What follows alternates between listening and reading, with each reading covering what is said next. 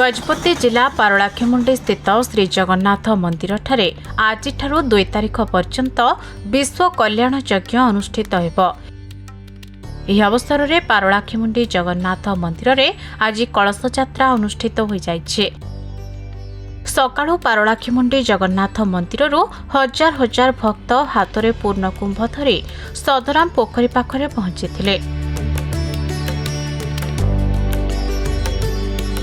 जगन्नाथ मंदिर परिसर में जगन्नाथ पंचरात्र महायज्ञर जल यात्रा कर्म आरंभ होला। जगन्नाथंकर जो पंचरात्र कर्म अच्छे आमर स्कंध पुराणर वैष्णव खंड रे श्री जगन्नाथंकर महात्म्य विषय रे प्रचार प्रसार होइचे एवं तार विशुद्ध प्रमाण आमको मिलुचे स्कंध पुराणर वैष्णव खंड रे।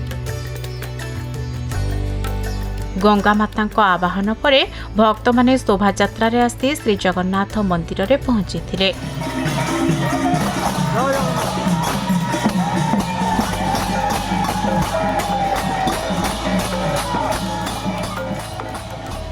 आमे जगन्नाथ मंदिर बाहरी संकीर्तन मंडली सदरा बंधवाक जाइलु आउ कलश रे पानी आउ महाआडंबर रे जाइलु।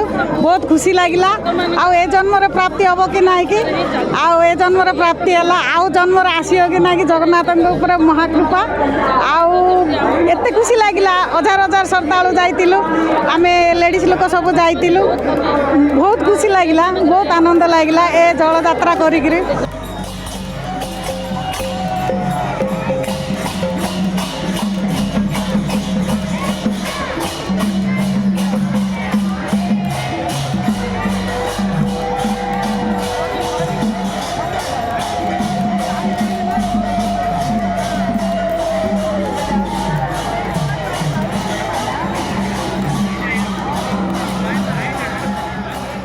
ये जो भगवान जो मंदिरटा जो तैयारी चली भक्त मान अनुदान ही चलती भक्त मान कष्टार्जित ही चली।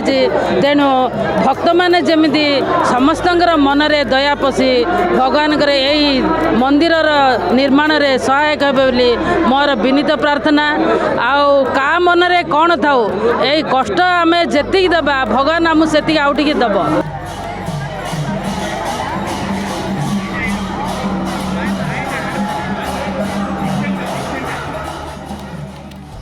संध्यारे भक्त माने जगन्नाथଙ୍କ देवदुर्लभ 24 बेश दर्शन करिवार व्यवस्था करा जायछि। जगन्नाथ मंदिर परिसर रे यज्ञ कुंड प्रस्तुत हो सारिछे। एही 5 दिन विभिन्न पूजापाठ होमयज्ञ अनुष्ठित हेब। एही कार्यक्रम रे घृत यज्ञ व्यवस्था रहितबा बेले मध्याह्न समय रे प्रसाद बंटन व्यवस्था करा जायछि। एही 5 दिन श्री जगन्नाथ कथामृत प्रवचन कार्यक्रम रखा जायछि। एही कथा यज्ञ रे ओडिशार वरेण्य कथावाचक गण जोगदे हरिकथा परिवेषण करिवे। आम धर्म संस्कृति और परंपरा विषय रे अधिक जानिबा पई देखंतु आम भक्ति ओडिशा आध्यात्मिकतार अनुभव।